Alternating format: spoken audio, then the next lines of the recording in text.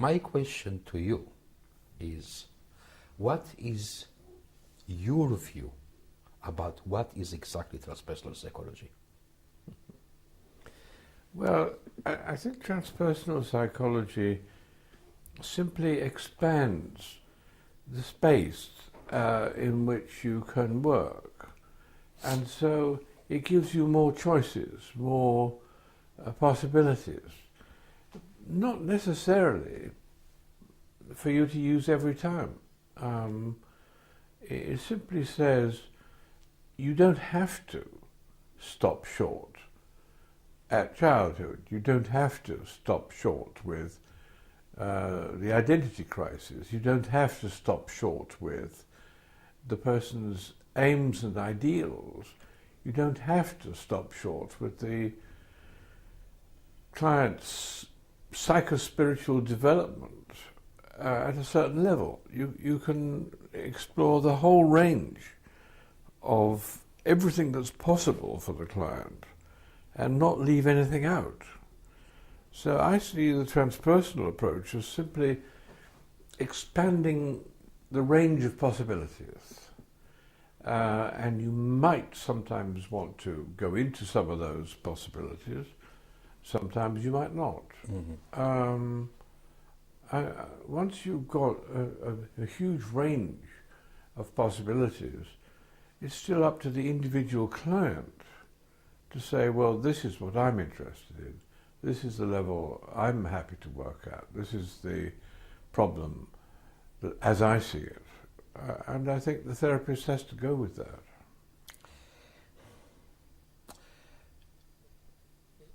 You put a lot of responsibility on the client here. Oh, yeah. And responding to the client. Yeah.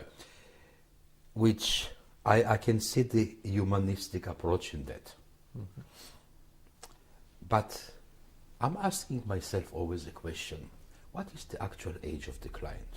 Because you see, our biological age is just a number, which in my opinion does not have any meaning. We have sometimes an emotional age which is much, much younger than our biological age. Oh, yeah. And sometimes a child needs guidance. We don't ask a child, do you want to go to school? Do you want to get educated?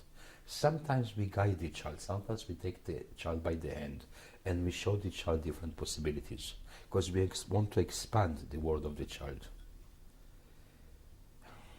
How about, even when working with an adult client who has a much younger emotional age, how about directing them a little bit and not leaving all the choices to them? Showing them more options. Well, there's an obvious danger in that it becomes the therapist's work, a therapist's aims, the therapist's limits as well. So I'm very nervous about that. But certainly there are times when a client has a very poor map of the situation, and I might well instruct them and teach them a better map. Mm-hmm. And I've done that many times because some people have very poor maps. For example, some people avoid taking any kind of power because they think that means coercive power. They think it means power over. And that's all it means. That's all it can mean. And so they're nervous about power, and so they don't like to think about it or imagine that they could have more power. But then I give them a better map. I say, well, supposing there's a power line here, and supposing there's powerlessness down here. Okay, so on the power line there's coercive power. You don't want that. Fine. But along here there is power with. That is power to cooperate with other people to get things done. Yeah. And over here is power from within. That's your own personal power that you own, you control, you have dealings with. So it's comfortable to stay down at powerlessness if you think the only kind of power is coercive power. But powerlessness is a rotten place to be, really, because you can't do anything. You can't get anything done. You can't control anything. So power with is better than that because it's not threatening, it doesn't do any harm, it's very good, and it brings you closer to other people. And power from within is well worth thinking about, because why shouldn't you have your own personal power? Why shouldn't you have your own personal ownership of what you can do in the world? And so I teach them that better map, and I think that it's okay to do that. Abraham Maslow, in his pyramid of needs. No. Never, never, never call it a pyramid. Never. Okay. I have written papers on this. You must never think of it as a triangle or a pyramid. Because as soon as you think of it as a triangle or a pyramid, you think, aha, self-actualization is as far as you can go. That is the peak. That is the final. That is it. And in the 1970s, we really thought that. And we thought, oh, so then in that case, you can't talk about a self-actualized person. You always have to talk about a self-actualizing person, ing. And that's more humanistic bollocks. You know, I don't believe that anymore. What I think is that that self-actualization, that self, is simply the centaur self, the existential self. But there's other selves, the subtle self, the causal self, and so on, beyond that. And so it's quite an achievable thing. I'm a self-actualized person in myself. Yeah. I am. I claimed this in 1980, and I haven't taken it back ever since. So, no pyramids, please. Okay. Yeah. So there is this shape, okay? And then later on, when Maslow started to move towards the existential, he built another one on the top, which had the values.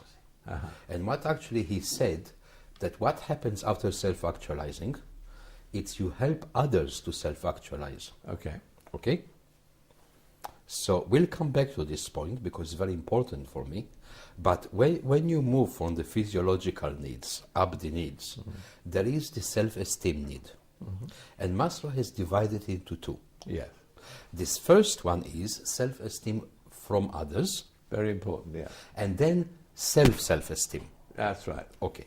So if we are helping the client to climb up towards the self-actualizing self, Yeah. with the self-esteem, this is something that we need to help the client to build up. Oh, yeah. So this is where we're actually giving it to the client, and I see it a little bit directive, which I don't have problem with. To direct the client and say to the client, yes, you are a worthwhile person. Because as a therapist, I might be even the first person in their life to tell them, I'm actually proud of you. You are able to do it. I can see to you. And point the strong point on that. Yes. So, self-esteem from others. You say the client, we see how far the client is ready to go. Yeah. How about taking them by the hand and walking them 2 more steps? Well, What's wrong with that? sometimes I do say to clients, I think you are moving from mental ego to centaur. You are moving from a role-playing self to a more existential, authentic self. And I can help you in that movement. And I think the way we do this is to work on your internal conflicts. And as we work out your internal conflicts, you become more of a whole person. I remember a woman saying to me, working class, ordinary woman, nothing special about her, saying, what I don't understand is how in this session I take myself apart into all these different parts, but when I go out, I feel more whole. I don't understand that. So I think I do try to help them, but not by instructing them, but by simply doing the work, which is work on integrating their split-off selves, subselves, parts of themselves. Okay. You define yourself as a self-actualizing person. I define Self-actualized. self-actualized. Okay. Yeah. I'll define myself as a self-actualizing person because I see myself still in the process. Right. But I take the notion of Maslow that a self-actualizer or self-actualized person, one of the aims is to help others to self-actualize. Okay. This is like the bodhisattva in Buddhism. Yeah. So tell me, John, why do you want to help other people to self-actualize? It's part of the deal, I think. It's part of being a therapist. It's going to happen anyway, so I might as well be on that side.